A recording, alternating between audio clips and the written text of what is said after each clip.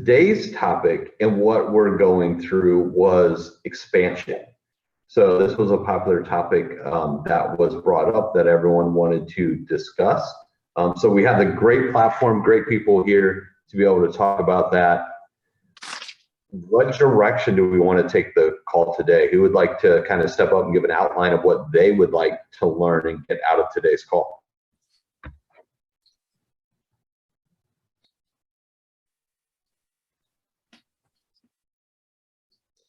Yeah, I feel like this could be a really broad topic, right? Are we expanding to other market centers in our area? Are we expanding out of state? Are we expanding to other businesses? Right? There's so many different ways to expand.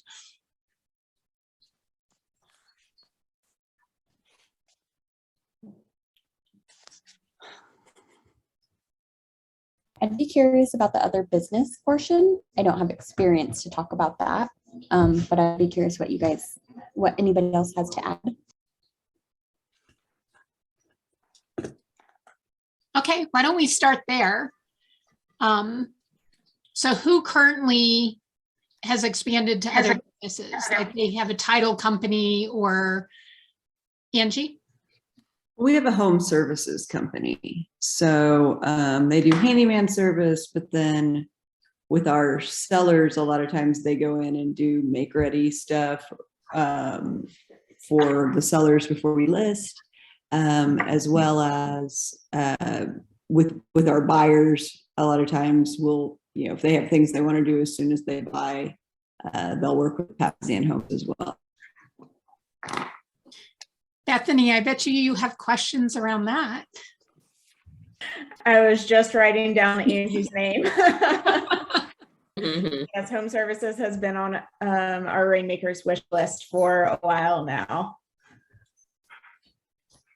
So how did you guys get started for that? And how do you, is it just in-house that you have the handyman? Is he on your payroll? How do you fund that? I could go on.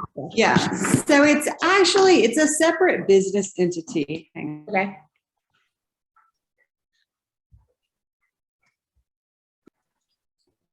Figure out what we're doing. There you go. Now you're good, Angie. Okay. Yep. Yeah, like I was saying, our first week in the new office, so we're all still trying to figure out what we're doing.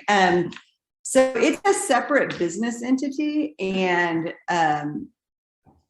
the person who runs it now, Dylan, he has a background in like commercial construction and some things like that.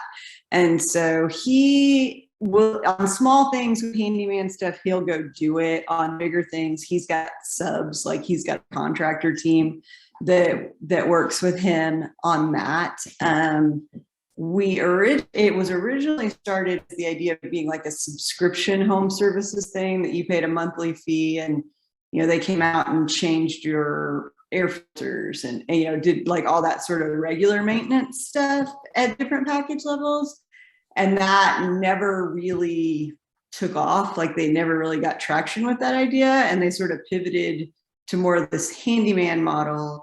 And then sort of like as the pandemic started, that's when everybody started doing projects at home and things. And so it really took off then. But on the Papasan Homes social media, you can go see like pictures of projects they've done. And technically Papasan Homes did this office. Like it was the first like really add-on gut to the studs, 1930s home, redoing everything project that we've done. So. Awesome. Why didn't the subscription model get traction? You have any insight there? I don't know. And the person who was originally running it did have more of a marketing background. We had a handful of subscribers and they loved it. But we just really weren't getting traction with that. But especially with our investor clients, we do a lot of business with our investor clients. We do a lot with our sellers, and then a fair amount with buyers on sort of that little stuff when they're first moving in. So, and then they get a lot of internet leads, and so Papasan Homes also like refers things back to us as a team as well. So.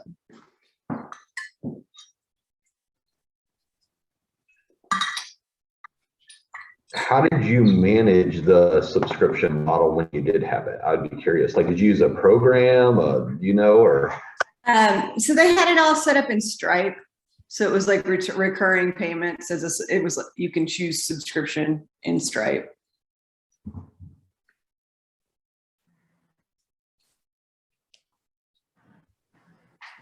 And then what about from like a database perspective? Were you able to share information between the home services database and your real estate database?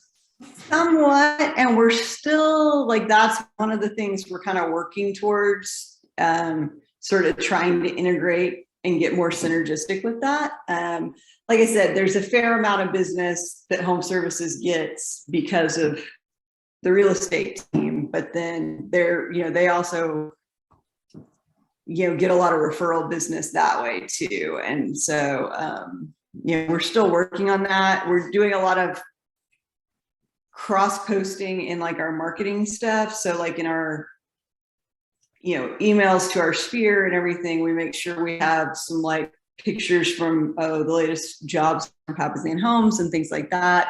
As well as like if we have a listing that goes live, we'll highlight, the remodeled bathroom courtesy of Papasan Homes, etc. So I'm not saying we have it all figured out. I'm saying that we do have an affiliate business. So that's sort of one of our goals, is working on that. I'm starting to shift and work more like with their P&L and their financial stuff as well. So That was going to be my next question. What role, I know somebody else was leading it, but what role did you kind of have in helping getting it started? And then now you just mentioned their P&L, but what other things are you assisting with it? I will, like I said, I'll help. Some of it I'll pitch in and help out with billing and things like that. After jobs get done, all the checks come to me for both businesses, so I'll process that kind of stuff. I've been helping him kind of build out an Airtable for that business and like build the forms for intake and for invoicing and things like that. So I'm not out going to job sites and doing bids and that part of it at all. So.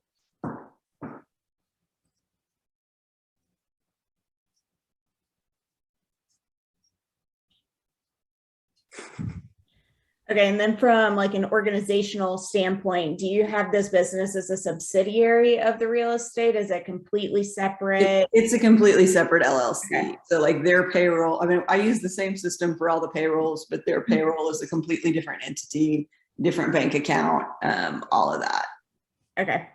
That's been one of our stumbling blocks as we've been exploring different expansion opportunities, is how can we use the benefits of having a bigger team and having the ability to provide benefits for our employees without crossing too many lines with having all the businesses in one hat and creating additional liability there. So for like the payroll stuff, and we're using Gusto, which I love, is super affordable. So adding it on, doing a second account for our home services division, the cost is really nominal. And that way we can, like our regular subs and everything, they're in there as contractors. So I can pay them via direct deposit. And it's not getting mixed in with the real estate people that are getting paid as contractors. So, it's two separate accounts. And then for the 401k, Gusto integrates with Guideline. And even when Guideline upped their prices, I checked out every other provider I could, and they were still way more affordable than anybody else I could find on the market. And because they talk to each other, it's super simple. And it really, on my login, is just toggling back and forth between the companies.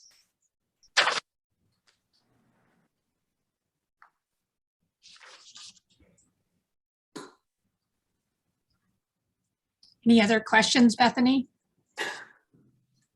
Not off the top of my head. Okay. Well, now you have Angie's name, so you can always Yeah. reach out to her directly. Yeah. Absolutely. Aslan, were there any specific other businesses you wanted to talk about? I think ours would potentially, if we had to pick one to start with, would maybe be title or lending. But we do have it in our business plan for the future that we are interested in kind of like a home program or having in-house photography company or those types of deal. I'm just kind of curious how others were structuring at the moment. Hey, Haley, I think you can talk to this, can't you?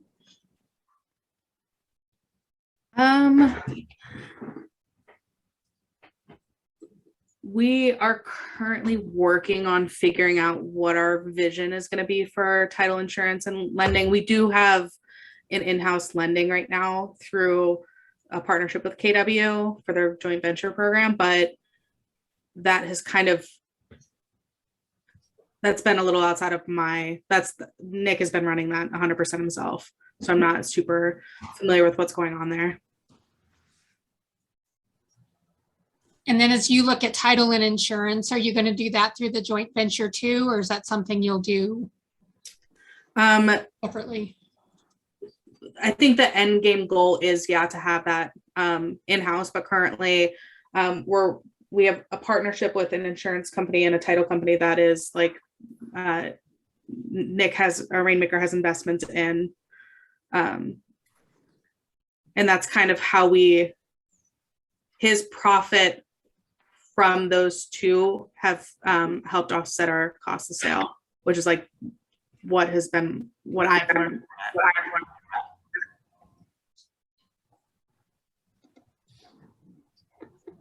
Yeah.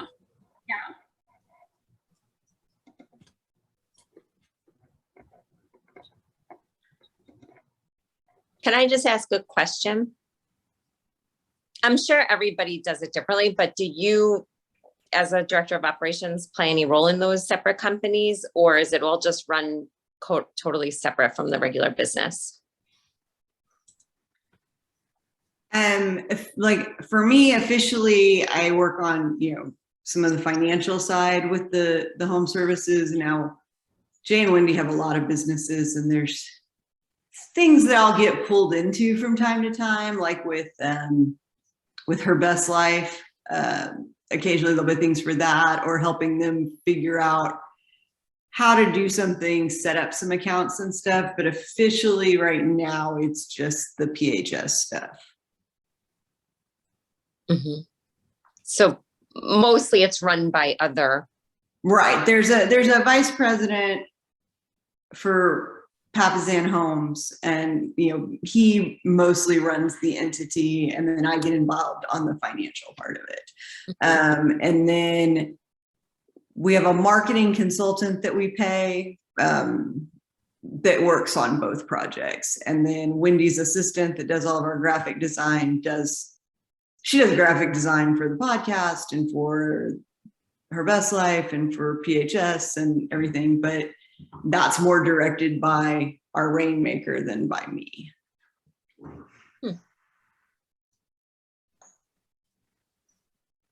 So who's looking at opportunities right now? We are, but that might be 6 months out or a year out. But we're starting to explore opportunities. Yeah, same here, both for expansion and ancillary. Yeah, for ancillary, Scott with Sue Adler's team, they do that at a high level. Dominic Peterkin, she is, I can't think of the name of her team right now. They've got title, I think they even do some development stuff. Stephanie, of course, with Anderson Hicks does, they are like doing big development deals and things like that. So those are some of the people I can think of off the top of my head that are doing that successfully, and it's like a churning, running business. Who did you say that was the ones that did the title one? Dominique Peterkin, and I can't think of the name of her team right now. Hang on,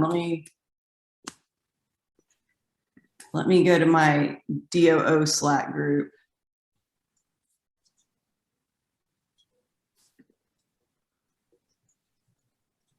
And what locate, like geographic area are they in?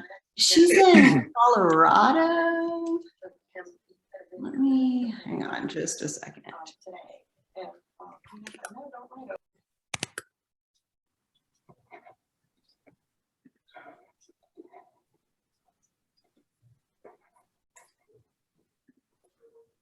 I can't find it. I'll give it to my coach and get it shared back. I mean, I can get you her email. Yeah, whichever's easiest. Just want to reach out. Yeah, to a couple other people. I'm not finding the name of her team right now, and I'm drawing a blank. And she sent me a really nice gift the other day, and you would think I would do that, but There's actually nobody behind you.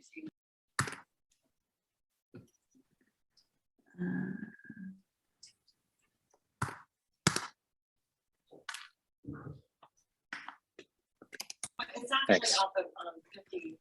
She's not part of the Bardic group, not the Bardic group, the begins with a D.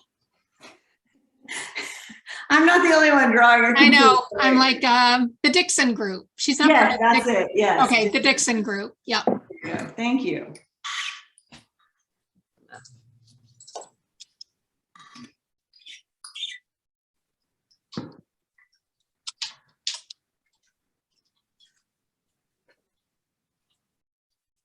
What other questions do we have, or what can we mastermind around if we don't have the answers and see what we come up with?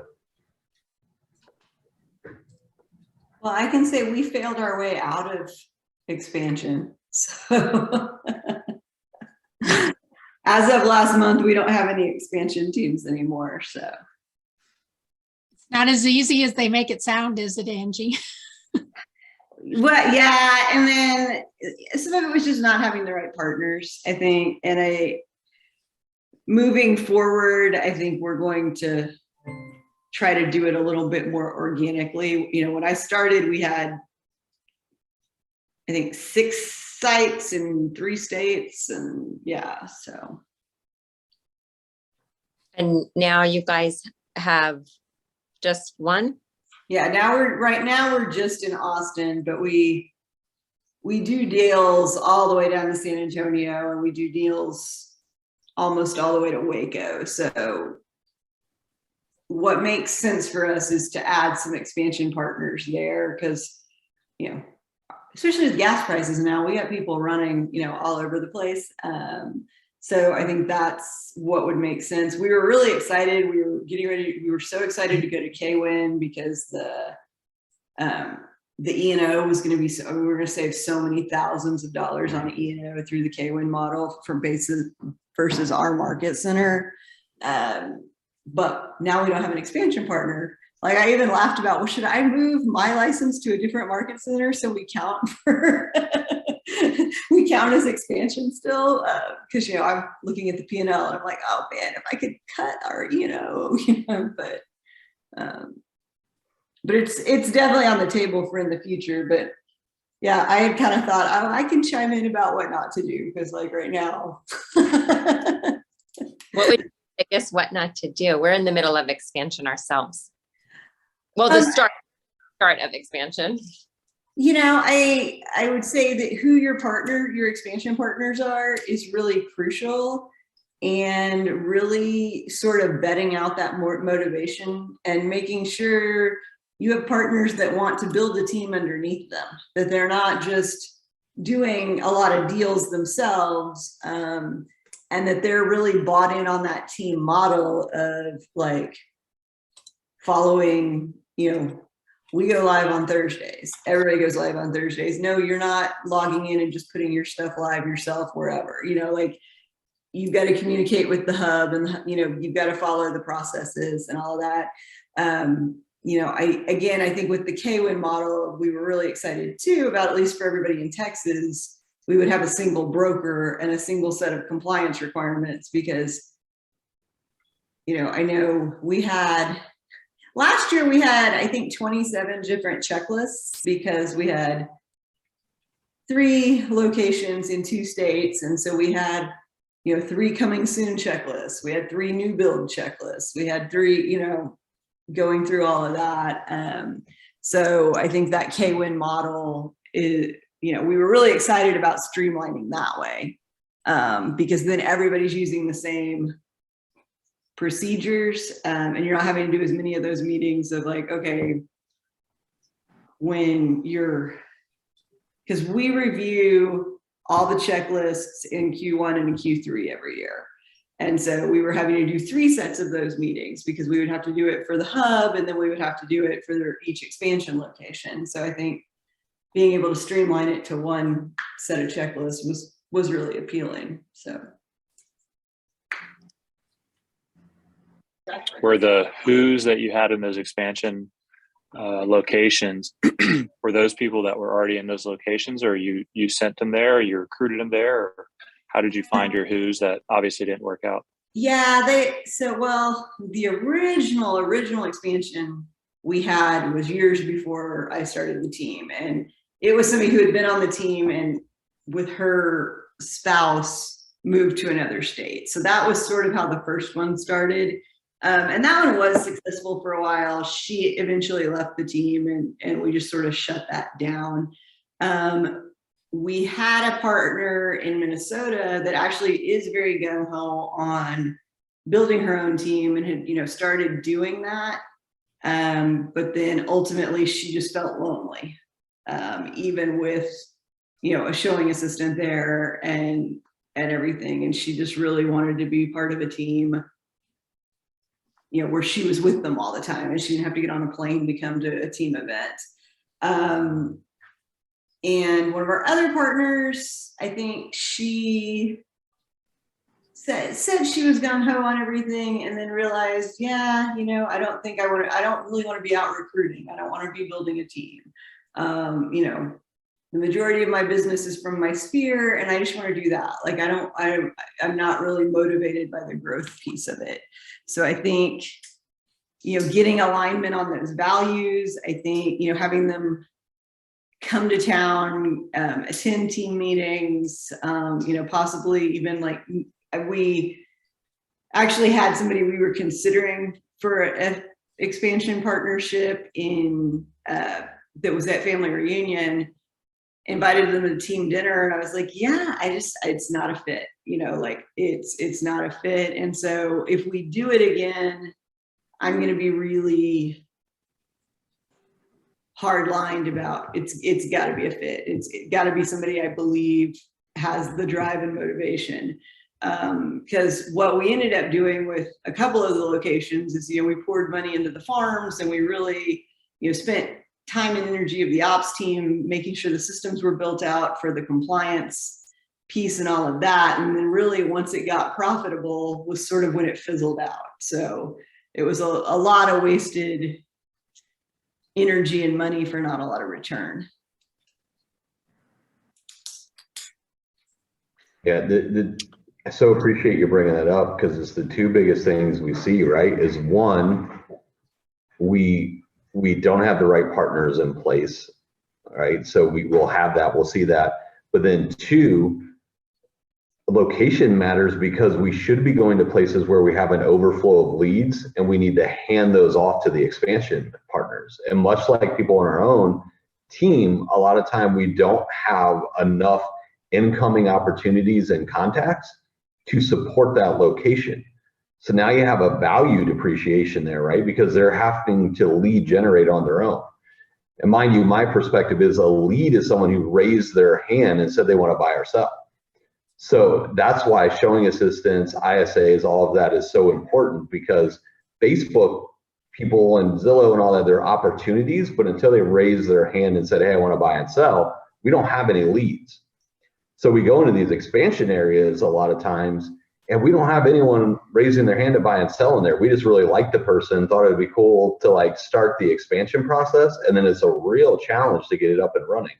Whereas opposed like Angie, what I heard you describe, if looking at it in the future, you're like, man, we're driving every other weekend an hour and a half to this location because we have a lot of sellers there, we have a lot of buyers there. Then it makes sense to look at it and be like, who can we partner with there that we can hand these off to, right? That we can just hand it off to them and get those sales. So I love what you brought up and some great points there for everyone to write down. Yeah, we failed miserably at it. I will own that all day. So. Yeah. And to Zach's point, we see a lot of teams want to expand just for the sake of expanding. And Angie, as you've seen, it takes money to do that. So why expand for the sake of expanding? Why not be more profitable in the area you are and not expand until you have the need to expand? Yeah, I think that was something that Cody iterated very heavily in ESO was you've got to have the right why. Like it cannot be just be for the sake of expansion. Otherwise it will fail. Another question I had, and I don't know if you experienced this at all, Angie, is in any of those expansion market centers, any issues with the team lead being on board with that commission cap change? All of them opened before I joined, so I don't have a lot of knowledge about it. I do know at times when we were talking to other partners, when we would call those, team leaders and stuff, they would be like, okay, well, we need to, you guys need to find us a new agent, help us recruit a new agent or something like that, would be the ask. Again, with that Kwin model, that's the nice part because then the cap transfer, everybody's capping the Kwin, and then just the percentage is going back to the hub. And so it is what it is. You don't have to get them to agree and be on board with it. So again, that was it. Like I said, I got really excited. I redid the models. I was like, oh, this could be so great. And we have one logo. We don't have to swap out, every market center's logo. Like I was really excited about it, but. So how long did you guys work with your expansion teams before you realized it wasn't working? I think the first one was in 2015 and our last one just severed like last month. So did you try it and keep trying for a year, 2 years?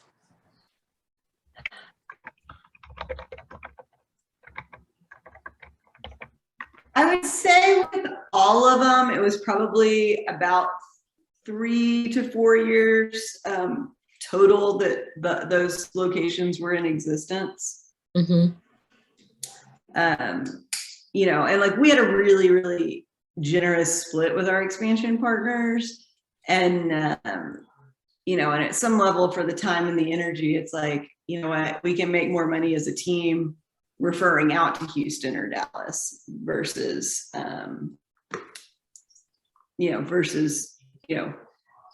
for the extra money we got on the split, but the, manpower with ops and running like so many different systems and having so many different MCAs and all of that you had to like check in with and work with.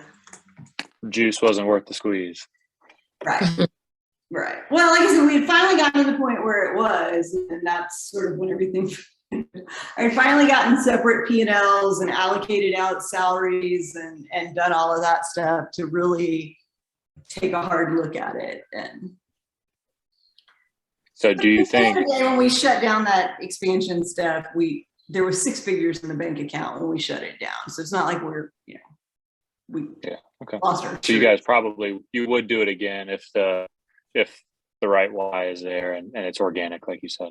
Right. And it's with a partner we really believe in versus somebody that really wanted to be in business with Jay and Wendy. And I think that was sort of some of the locations we had, is people coming to them really wanting to be in business with the Papasan name,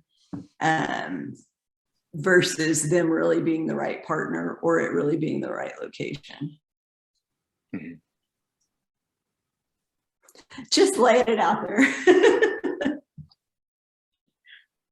In the chat, if you guys are ever interested in attending ESO Expansion Systems orientation, I put it in there. Kristen Cole's a good one to attend with that. But I put that in there. That's happening April 19th. But you can find all those if you go to the KW International calendar.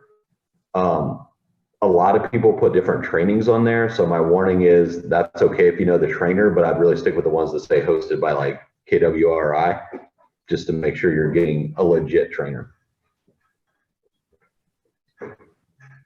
Noah, who did you just take yours with? Cody Gibson.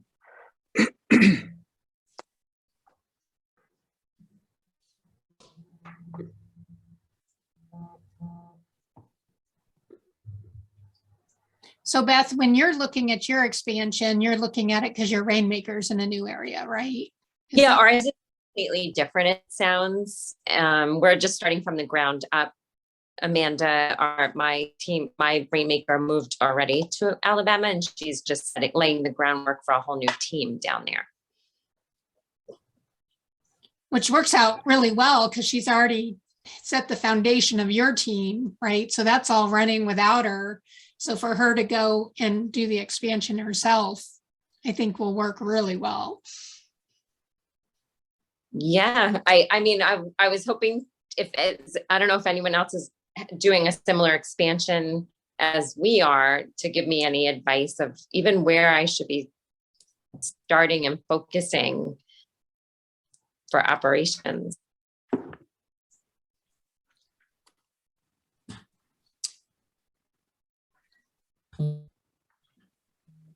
For operations, we ran everything out of our hub.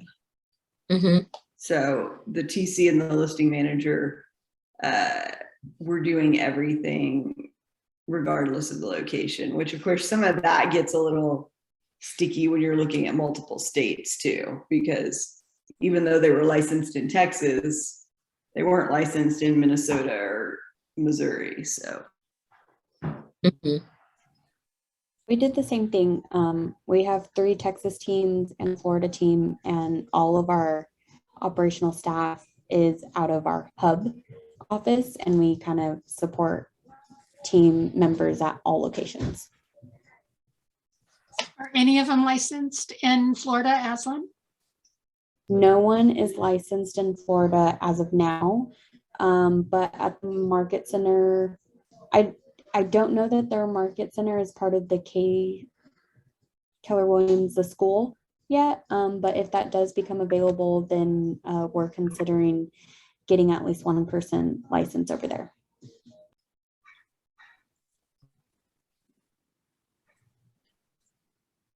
And then Angie, I'm sure you can attest to this, being so big on the financial side, is having a separate P&L for each location. So you truly, truly know what each location is costing you.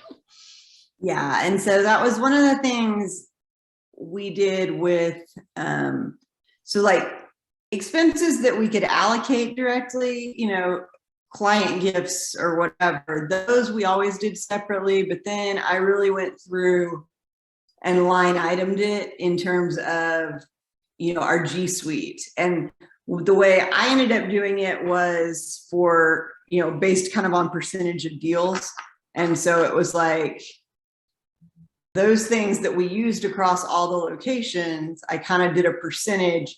Now I only had our bookkeeper do that quarterly, like do the breakdown and reallocate my salary and the ops salaries and everything like that was more quarterly, especially because, for example, when we had the team in Minnesota, their business is super seasonal. Like there's not a lot of people moving in the dead of winter with tons of snow on the ground. But then when it starts thawing, theirs really heats up. And so it didn't necessarily make sense to break everything out monthly.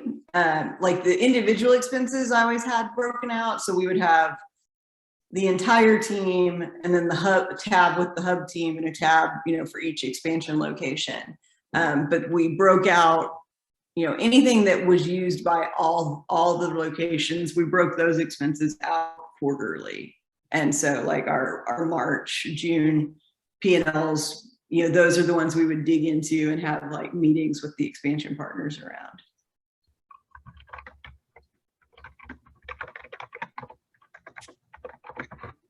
And it was good for them to go, oh, wow, yeah, by the time I allocate salaries in, I feel like, oh my gosh, I gave you guys $50,000, in whatever period of time. And then you show them, okay, well, with salaries and this and this and this. And they're like, oh, okay, wow, yeah.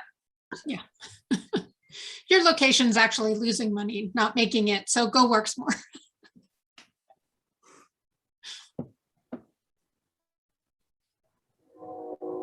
And another thing I would say is to really have those conversations up front about like, what is the industry standard in that location? Because I know like we had drama at one point just about signs, because we ordered Houston the same signs that we have in Austin, but with like different logo or, the different market center numbers and that kind of stuff. And it was like, oh no, here everybody does Colonial Post. And it was like this huge, wasn't hard to fix, but it was like the amount of time and energy we spent on that, like really go have those conversations up front so that you're not wasting your time on fun with signs, for a couple of months and dragging it out. Yeah, don't assume anything.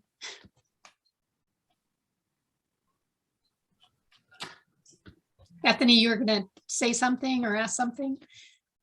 Yeah, right now we're toying with models because we have a couple expansion opportunities like lined up in the queue. We think we have the right partners. One is really a part of our core business that we would just kind of section off and become its own. So we have a good working relationship there. The other would be kind of building from the ground up in an adjacent market. But we've been toying with the idea of doing just a percentage of revenue for like a hub admin expense.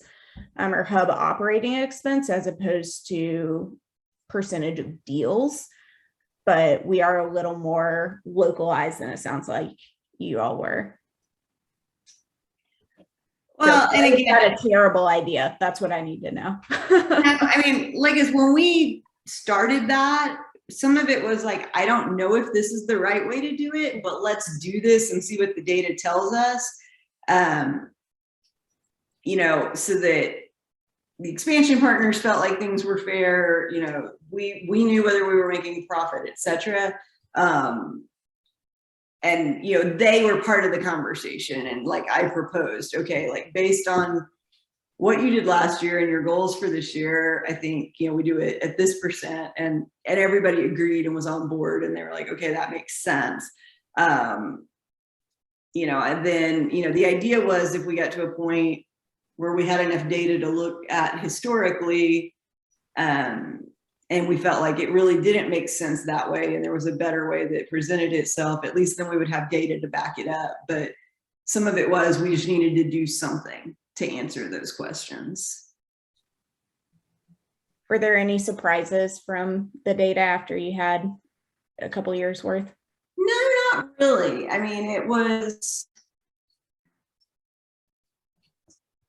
mean, again, it was really hard for our Minnesota partner because Q1, like she was always so negative because, like things were really just getting going in Q1 or whatever. So she always was like, like I look so mad or whatever. But then, by the end of the summer, her stuff would pick up and she was profitable. I think for the expansion partners, just actually looking at all of that was a little surprising to them. It was also good for me to see because our expansion partners tended to be at a little bit higher price point than our average sale. So they didn't do as many deals, but the ones they did were more. So it was like a good illustration for me too, of like, okay, why we're trying to get our average price point up here in the hub too.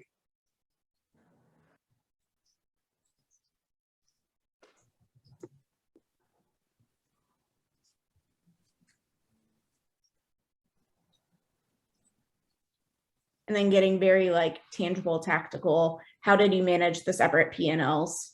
Like what system did you use for that? So my bookkeeper would generate them for me. So I would, when we would get to the end of the quarter, you know, like there were standard categories, like she knew, you know, MailChimp and Google Suite and, you know, those kinds of things. I would kind of go through the detail tab and she'd send me like a draft one for March, and I'd go through the detail tab and highlight anything that needed to be allocated out, or like attach a note to it and say, you know, allocate only to Houston, not Minnesota, or like whatever it was. So yeah, so there was just kind of, there was some manual review there, but I would send it back to her and she, I mean, she produces all our P&Ls. So. So you had everything flowing in and out of the same accounts for that. They each had their own bank account, but then it was the stuff that all came out of the Hubs account that was getting allocated out. So yeah, so I had a separate credit card for each location. I had a separate bank account for each location. So if we were sending cookies to a client in that location, that allocated 100% to that location. It was the payroll and, you know, the subscriptions and that kind of stuff. If we had a team meeting in Austin and the people from Houston drove up, but the people from Minnesota weren't here, I wouldn't allocate out the breakfast to Minnesota, but I would to Houston or whatever. And then did your expansion partners get paid out of profit? No, theirs was on theirs. They had their split. Okay. So yeah, it's only the salaried staff that are on profit share for our team. The agents are just on their splits, but all the salaried staff is on profit share. Because that's something we're toying with, is whoever the team lead for the expansion is, they get a portion of profit. So the way ours was structured, the expansion partners, anybody under them, they got an override on those deals. Mm-hmm. Yep, we've toyed with that idea too. Yeah. We switched to that idea because there were certain months where like the business was, we were purchasing a car for the business or new equipment or whatnot. And so it made our profit look less. And so we didn't want that to affect what the expansion partners would have got. So we this year switched to if they're in your office, the agents under you, then you get a small percentage of their closings as well. Yeah, we do profit share as annual. So it's only, you get paid out in January for the year before. Right now we're thinking it'll probably be quarterly on our end to help curb a little bit of that month to month variation, knowing there will still be some seasonality there.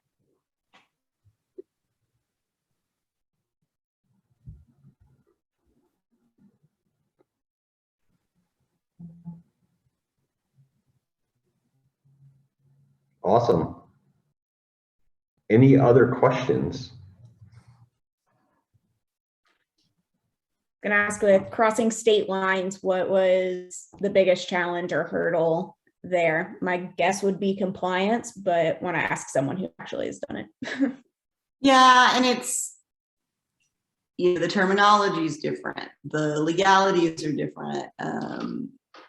You know, and then different market centers. I mean, that's not even crossing state lines, where different market centers all have their different things. But yeah, in Texas, we have the option period. In Minnesota, they have an inspection period.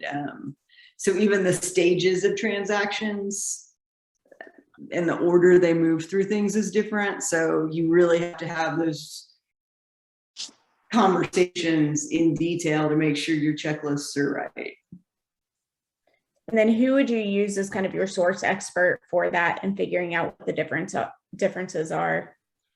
I mean, the partner agent primarily, but then we have relationships with their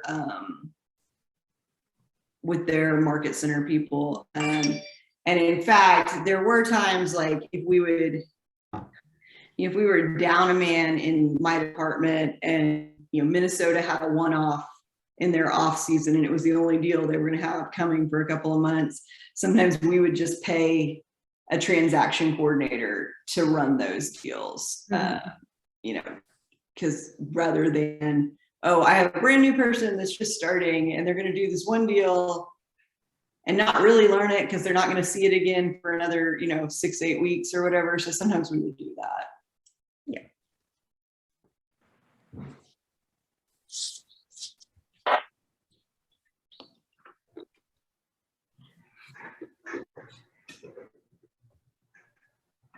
Great conversation, you guys. Any other questions?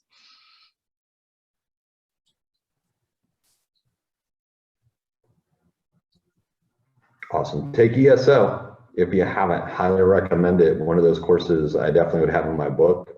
Even if it's a future goal to expand, I think it's worthwhile to take because of the book and the outline and the playbook that they get you. You can always take away and learn how to set your business up in the foundation to expand. Next week is your ops community mastermind. So we'll send that out. That'll be happening next week. And then the week after will be our book club, which is Fierce Conversations, right?